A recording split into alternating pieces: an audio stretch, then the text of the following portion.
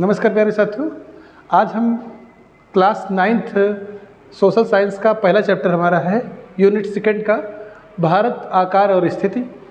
इसके बारे में पढ़ते हैं। एनसीईआरटी का पेज हमने ओपन कर रखा है। देखते हैं क्या लिखा हुआ है इसमें। सबसे पहले लिखा है भारत विश्व की प्राचीनतम संस्कृतियों में से एक है। तो सभी को पता है भारत क्या है, विश्व की प्राचीनतम सभ्यताओं में से, संस्कृतियों में से एक है। पिछले 5 दशकों में भारत ने सामाजिक आर्थिक रूप से बहुमुखी उन्नति की है। अगर देखा जाए तो पिछले कुछ दशकों में भारत में सामाजिक, आर्थिक और बहुमुखी उन्नति देखने को मिलती है।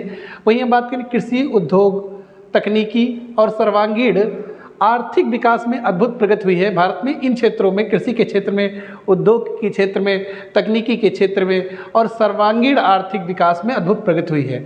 भारत का विश्व इतिहास में भी महत्वपूर्ण योगदान है। अगर हम कहीं पर विश्व इतिहास की बात करते हैं तो यदि हम भारत की बात ना करें तो ऐसा संभव नहीं है। बिना भारत के इतिहास की बात किए हम विश्व इतिहास की कल्पना ही नहीं कर सकते। भारत का इतिहास बहुत सुंदर और बहुत ही विस्तृत रहा है। तो स्थिति की बात करते हैं। भारत की स्थिति क्या है? भारत एक विशाल देश है। भारत एक बहुत ही विशाल देश है। यह उत्तरी गोलार्ध में स्थित है। पिछली क्लास में, पिछले वीडियो में हमने बताया था, आपको समझाया था कि ग्लोब है, तो ग्लोब पर भारत की स्थिति कहाँ पर है? तो भारत क्या है? उत्तरी गोलार्ध में है। ग्लोब पर कहाँ है? उत्तरी गोलार्ध में है। और इसका मुख्य भाग, जब हम इसके मुख्य भाग की चर्चा करते हैं, यानी ये वाला जो हमारा ये भाग है, मुख्य भाग, जिसका विस्तार कहाँ से? 8 डिग्री 4 मिनट उत्तर से, 8 डिग्री 4 मिनट उत्तर से 37 डिग्री 6 मिनट उत्तरी अक्षांश तक है। यानी जब ऊपर वाला भाग देखेंगे तो ये कितना है? 37 डिग्री 6 मिनट उत्तरी अक्षांश। और ये कितना स्टार्ट हुआ है? 8 डिग्री 4 मिनट उत्तरी अक्षांश से स्टार्ट होता है और 37 डिग्री 6 मिनट उत्तरी अक्षांश तक है। तथा 68 डिग्री 7 मिनट, अगर हम बात करें देशांतरी विस्तार की, तो देशांतरी विस्तार 68 डिग्री 7 मिनट, ये कितना है? 68 डिग्री 7 मिनट पूरब, यानी कि पूर्व की बात करें हम, पूर्व यानी कि पूर्व की बात कर रहे हैं, ईस्ट की बात कर रहे हैं, ईस्ट से लेकर के, क्योंकि हम देशांतर में बात करें तो भारत पूर्वी देशांतर में स्थित है। तो 68 डिग्री 7 मिनट पूर्व से लगा के 97 डिग्री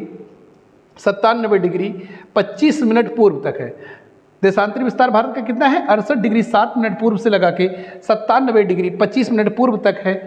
अगर वहीं हम बात करें तो जो 23.5 डिग्री अक्षांश रेखा है उसे हम कर्क रेखा कहते हैं। यह भारत को लगभग 2 बराबर भागों में बांटती है। लिखा है कर्क रेखा 23.5 डिग्री उत्तर में देश को 2 बराबर भागों में बांटती है, लगभग 2 बराबर भागों में बांटती है। मुख्य भूभाग के दक्षिण पूर्व में अंडमान और निकोबार द्वीप समूह है। अब जब हम भारत का मैप देखेंगे तो उसके मुख्य भूभाग के दक्षिण पूर्व में, कहाँ पर? दक्षिण पूर्व में अंडमान और निकोबार द्वीप समूह है। छोटे छोटे आइसलैंड हैं जो कहाँ पर हैं? समुद्र में आइसलैंड पाए जाते हैं, भारत के दक्षिण पूर्व में हैं, जिन्हें हम अंडमान निकोबार द्वीप समूह के नाम से जानते हैं। ये बंगाल की खाड़ी में स्थित हैं। कहाँ पर है? बंगाल की खाड़ी में। इसी प्रकार दक्षिण पश्चिम में भी हमारे छोटे द्वीप हैं। यहाँ पर कम द्वीप हैं देखने को मिलेंगे, जिन्हें हम लक्षद्वीप द्वीप समूह कहते हैं, जो अरब सागर में स्थित है। कहाँ स्थित है? अरब सागर में स्थित है। सबसे पहले आपको भारत के मैप में जानना होगा अरब सागर है कहाँ। अगर हम भारत का मैप बनाते हैं तो ये वाला भाग आपको देखेंगे जो पूर्व में है उसे हम बंगाल की खाड़ी कहते हैं, बंगाल की खाड़ी कहते हैं, पूरब में स्थित है भारत के। वही हम बात करें पश्चिम वाले क्षेत्र के तो इसे हम अरब सागर कहते हैं। क्या कहते हैं? अरब सागर के नाम से जानते हैं। तो आप लोगों को ध्यान रखना ही है अरब सागर, और नीचे क्या है? हिंद महासागर। क्या है? हिंद महासागर। तो याद रखना आपको, हिंद महासागर है। और हिंद महासागर एकमात्र ऐसा सागर है जिसका नाम किसी देश पर रखा गया है और इसे भारत के नाम पर रखा गया है, जिससे भारत को हम हिंदुस्तान कहते हैं, इसलिए इसका हिंद महासागर की संज्ञा दी जाती है। तो ये आपको ध्यान रखना है कि खाड़ी में तथा दक्षिण पश्चिम में लक्षद्वीप द्वीप समूह अरब सागर में स्थित है। अपनी एटलस की सहायता से इन द्वीपों समूहों का विस्तार ज्ञात कीजिए। आप एटलस की बुक में इन द्वीपों को देखिए कहाँ पर हैं। आगे बात करते हैं भारतीय संघ राज्य का सबसे दक्षिणतम बिंदु। अगर हम यही बात करें कि भारत का सबसे दक्षिणतम बिंदु कौन सा होगा, तो मुख्य भूमि का दक्षिणतम बिंदु तो ये है। इसका नाम हमने पिछले वीडियो में बताया था आपको, आप लोग कमेंट में बताइए। एक नाम तो हमने कहा था केप कमोरिन के नाम से इसे जानते हैं, केप कमोरिन कहते हैं। दूसरा इसका नाम हमने बताया था इंदिरा कॉल ना कहते, क्या कहते बताया था? कन्याकुमारी। क्या कहते थे? कन्याकुमारी। इंदिरा काल किसका नाम है ये भी आप लोग बताइए? कन्याकुमारी। ये दोनों हैं मुख्य भूमि के। लेकिन क्वेश्चन यहाँ है कि सबसे दक्षिणतम बिंदु भारत का कौन सा है? तो यहाँ पर देखेंगे बंगाल की खाड़ी में भारत का सबसे दक्षिणतम बिंदु है, जिसे हम इंदिरा पॉइंट के नाम से जानते हैं। इंदिरा पॉइंट कहते हैं। इंदिरा पॉइंट का दूसरा नाम क्या है? आप लोग ये भी कमेंट में बताइए, इंदिरा पॉइंट का दूसरा नाम क्या है? और इसका नाम है पिगमेलियन पॉइंट। पिग्मेलियन पॉइंट भी कहते हैं, इसे पार्सन पॉइंट के नाम से भी जानते हैं, ये भी ध्यान रखना। तीसरा नाम इसका पार्सन पॉइंट के नाम से भी जानते हैं। यह 2004 की सुनामी में डूब गया था, लहरों के कारण समुद्र में जलमग्न हो गया था। भारतीय संघ राज्य का सबसे दक्षिणतम बिंदु जो इंदिरा बिंदु कहा जाता है, सन 2004 में क्या हुआ, सुनामी में लहरों के कारण समुद्र में जलमग्न हो गया। तो आप लोगों को कितना ध्यान रखना है। अगर हम भारत के आकार की अब बात करें तो भारत के भूभाग का कुल क्षेत्रफल लगभग 32,87,263 वर्ग किलोमीटर। भारत का कुल क्षेत्रफल कितना है? भारत का कुल क्षेत्रफल है 32,87,263 वर्ग किलोमीटर भारत का कुल क्षेत्रफल है। जैसे हम 60 में कहते हैं 32.8 लाख वर्ग किलोमीटर। क्या कहते हैं? 32.8 लाख वर्ग किलोमीटर है, जो विश्व के क्षेत्रफल का 2.4% है। कितना है? विश्व के क्षेत्रफल का कुल कितना है? 2.4% है। और क्षेत्रफल की दृष्टि से भारत विश्व में 7वां सबसे बड़ा देश है। कौन सा देश है? 7वां सबसे बड़ा देश है। अगर हम बात करें विश्व में भारत क्षेत्रफल किससे कौन से नंबर पर आता है, तो 7वां सबसे बड़ा देश है। अगर आप लोग कमेंट बॉक्स में बताइए पहला कौन सा है, दूसरा कौन सा है।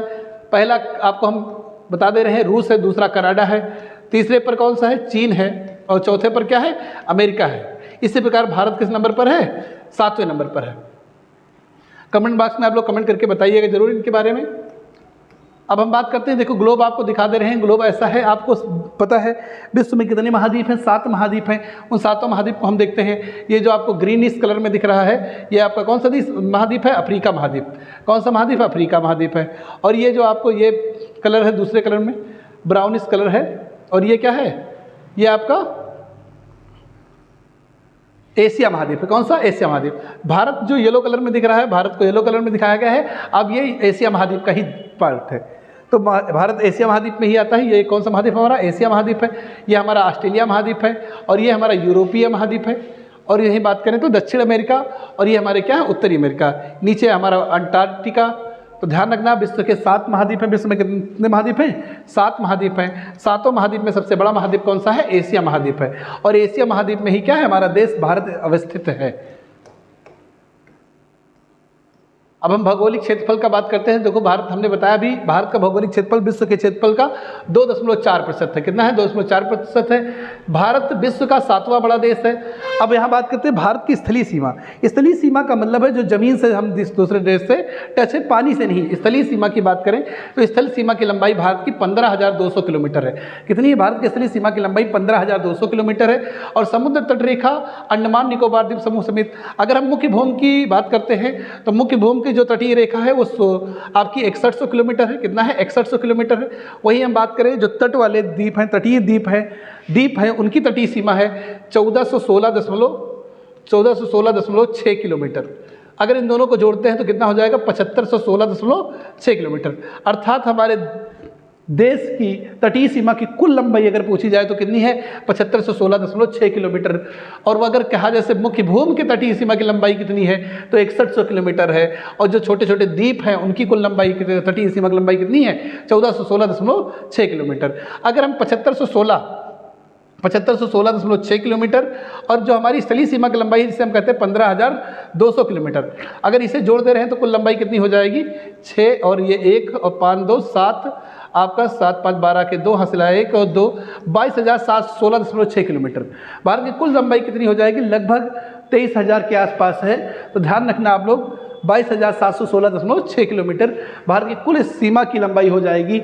लेकिन आपसे पूछा जाए स्थलीय सीमा की लंबाई तो कितनी है? 15,200 किलोमीटर है। वही तटीय सीमा की कुल लंबाई 7516.6 किलोमीटर है। ध्यान रखेंगे आप। वही मुख्य भूमि की हमने कितनी बताई? 6100 किलोमीटर। अब यहीं पर एक चीज़ और ध्यान रखना, किस राज्य की तटीय सीमा सबसे लंबी है? तो हमारा उत्तर होगा गुजरात। गुजरात राज्य की तटीय सीमा सबसे लंबी है और कितनी है? 1600 किलोमीटर। अब कई एग्जाम में, कई कॉम्पिटिटिव एग्जाम में ये क्वेश्चन घुमा के पूछा गया, पूर्वी तट के किस राज्य की तो ये भाई आपको पता है गुजरात जिस तट पर है, गुजरात भारत के पश्चिमी तट पर स्थित है। और पेपर में एग्जाम में पूछ लिया जाता है पूर्वी तट का कौन सा ऐसा राज्य है जिसकी तटरेखा सबसे लंबी है, तो हमारा उत्तर होगा आंध्र प्रदेश। कौन सा होगा? आंध्र प्रदेश। आंध्र प्रदेश की कमेंट बॉक्स में आप लोग बताइए कितनी लंबाई है, तटरेखा की कुल लंबाई कितनी है। देखते हैं आगे। भारत के उत्तर पश्चिम में उत्तर और उत्तरी पूर्वी सीमा पर नवीनतम वलित पर्वत है। तो आप लोगों को पता है भारत में आपने कविता भी सुन रखी होगी, उत्तर में रखवाली करता पर्वतराज विराट है, दक्षिण में चरणों को धोता सागर का सम्राट है। तो ये सबने पढ़ रखी है कि तो इससे ही पता चल रहा है कि उत्तर में क्या है, पर्वतराज हिमालय विराजमान है, जो एक नवीनतम वलित पर्वत का उदाहरण है। दुनिया में अगर बात करें जो हिमालय है वो दुनिया में नवीनतम वलित पर्वत का उदाहरण है। तो भारत के उत्तर पश्चिम उत्तर और उत्तर पूर्वी सीमा पर क्या है, नवीनतम वलित पर्वत है जिसे हम हिमालय कहते हैं। इसके दक्षिण का भूभाग उत्तर में चौड़ा है, इसके दक्षिण का भूभाग जो उत्तर में क्या है, चौड़ा है और 22 डिग्री उत्तरी अक्षांश से हिंद महासागर की ओर सकरा होता जाता है। अगर हम 22 डिग्री से देखेंगे तो ये नीचे की ओर जैसे जाएंगे सकरा होता जाएगा। इसके पश्चिम में अरब सागर, पूर्व में बंगाल की खाड़ी है। आपको बताया गया था पूर्व में क्या बंगाल की खाड़ी, पश्चिम में क्या है, अरब सागर स्थित है। अक्षांश और देशांतर का विस्तार लगभग 30 डिग्री है।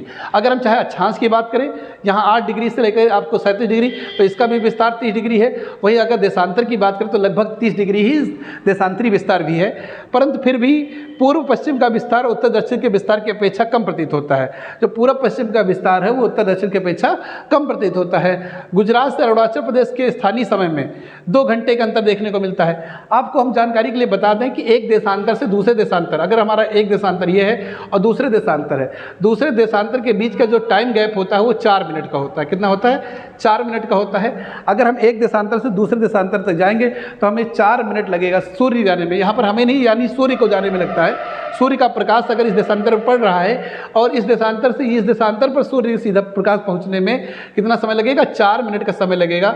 यानी अगर यहाँ सूर्योदय 7 बजे हो रहा है और तो यहाँ पर सूर्योदय कितने बजे होगा, 7:04 पर होगा। तो 4 मिनट का गैप होता है। तो इसी प्रकार जब भारत में देखा जाए लगभग 30 डिग्री देशांतर हमारा विस्तार है। 30 डिग्री का 4 से मल्टीप्लाई करेंगे तो कितना हो जाएगा, 120 डिग्री। कितना हो जाएगा, 120 डिग्री, 120 मिनट। कितना हो जाएगा हमारा, 120 मिनट हो जाएगा, अर्थात 2 घंटे। कितना हो जाएगा, 2 घंटे। इसीलिए कहते हैं कि जब हमारा जो सबसे पूर्वी बिंदु है उसका नाम हमने उस दिन बताया था आप लोगों को, वलांगू या किबुथु, जो अरुणाचल प्रदेश में है। वलांगू या किबुथु जो कहाँ पर है, अरुणाचल प्रदेश में है। जो सबसे पश्चिमी बिंदु है उसका नाम हमने क्या बताया था, आप लोग बताइए, गुहार मोती या सर क्रीक। गुहार मोती या सर क्रीक, सर क्रीक।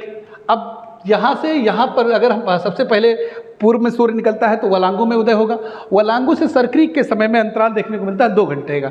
अगर यहाँ सूर्य 6 बजे उदय हो रहा है तो गुहार और सर क्रीक में कितने बजे होगा, 8 बजे होगा।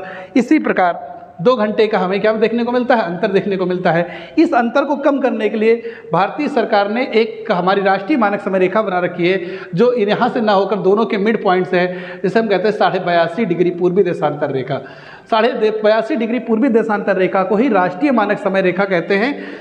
तो ध्यान रखना, अतः 82.5 डिग्री पूर्वी देशांतर रेखा को भारत की मानक यामोत्तर माना जाता है, यानी कि राष्ट्रीय मानक समय रेखा माना जाता है, जो 5 राज्यों से होकर गुजरती है। अगर उन 5 राज्यों के नाम याद रख लीजिए आप लोग, जो 5 राज्यों से होकर गुजरती है। सबसे पहले यूपी, उसके बाद आपका एमपी के बाद छत्तीसगढ़, आपका छत्तीसगढ़ के बाद अगर हम बात करें तो आपका उड़ीसा, उसके बाद अगर बात करें तो आंध्र प्रदेश। तो ये कितने राज्य हैं, 5 राज्यों से होकर। ये कई बार एग्जाम में पूछा गया क्वेश्चन है कि राष्ट्रीय मानक समय रेखा कितने राज्यों से होकर गुजरती है, तो आप लोग याद रखिएगा कितने राज्यों से होकर गुजरती है, 5 राज्यों से होकर गुजरती है। यूपी, एमपी, छत्तीसगढ़, उड़ीसा और आंध्र प्रदेश। और यहीं पर यूपी में ही एक स्थान है इलाहाबाद के पास मिर्ज़ापुर। कई किताबों में इलाहाबाद नैनी लिखा है, आप लोगों को आंसर नहीं याद रखना है। देख लो एनसीईआरटी में सीधा सीधा लिख रखा है उत्तर प्रदेश में मिर्ज़ापुर से गुजरती है। तो कहाँ से गुजरती है, उत्तर प्रदेश के मिर्ज़ापुर। आप जब भी मिर्ज़ापुर घूमने जाएंगे तो वहाँ पर 82.5 डिग्री पूर्वी देशांतर का बोर्ड भी लगा हुआ है। तो मिर्ज़ापुर के पास से होकर गुजरती है। अक्षांश का प्रभाव दक्षिण से उत्तर की ओर दिन और रात की अवधि पर पड़ता है। सबको पता है अक्षांश का प्रभाव क्या होता है, दक्षिण से उत्तर की ओर जाएंगे तो दिन रात की अवधि पर पड़ता है। अगर हम बात करें तो 82.5 डिग्री पूर्वी देशांतर को भारत की मानक यामोत्तर रेखा या राष्ट्रीय मानक समय रेखा कहते हैं। हमने आपको बताया कन्याकुमारी और कश्मीर में दिन रात की अवधि में अंतर क्यों है, तो ये भी आप बता सकते हैं कि क्योंकि इनका अक्षांश से देशांतरी विस्तार अलग अलग है, तो इसलिए इनकी अवधि में दिन रात की अवधि में अंतर भी देखने को मिलता है। इस वीडियो में इतना ही। नमस्कार साथियों।